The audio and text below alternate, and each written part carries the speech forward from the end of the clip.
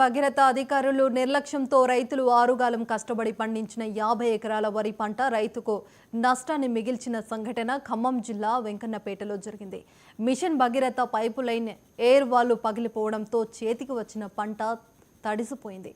అధికారుల నిర్లక్ష్యం మూలానే పంట తడిసిపోయిందని, తమకు నష్టపరిహారం ఇవ్వాలని రైతులు ప్రభుత్వాన్ని వేడుకుంటున్నారు.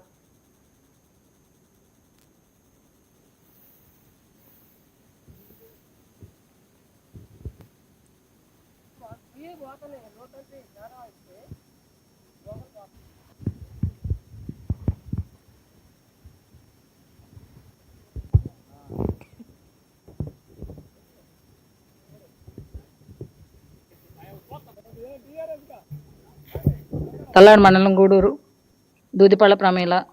నేను రైతుగా సాగు చేస్తున్న 5 ఎకరాల పొలము. భగీరథ పైపులు ఉన్నాయి, అందులో దాంట్లో నుంచి 10 సార్లుగా పగిలింది. ఈ చేపలు కూడా పని రేపు కోపిద్దాం అనుకున్నాం, మిషన్ వచ్చింది, ఇలా పైపులు పగిలినాయి, పంట నష్టం జరిగింది. మరి ఇప్పుడు ఏం చేయాలో అర్థం కావట్లేదు. ఏం చేసుకోమని అడుగుతున్నారు. 10 సార్లు బట్టి నన్ను ఏమి పట్టించుకోవట్లేదు.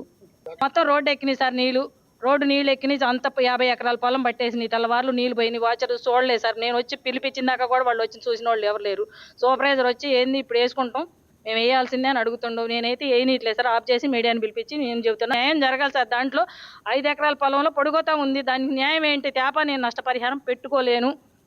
ఏం చేస్తారో చేయండి సార్. మరి మొత్తం నేను ఇప్పుడు నాకు నష్టం కావాలి, ఏం చేస్తారో చెప్పండి సార్.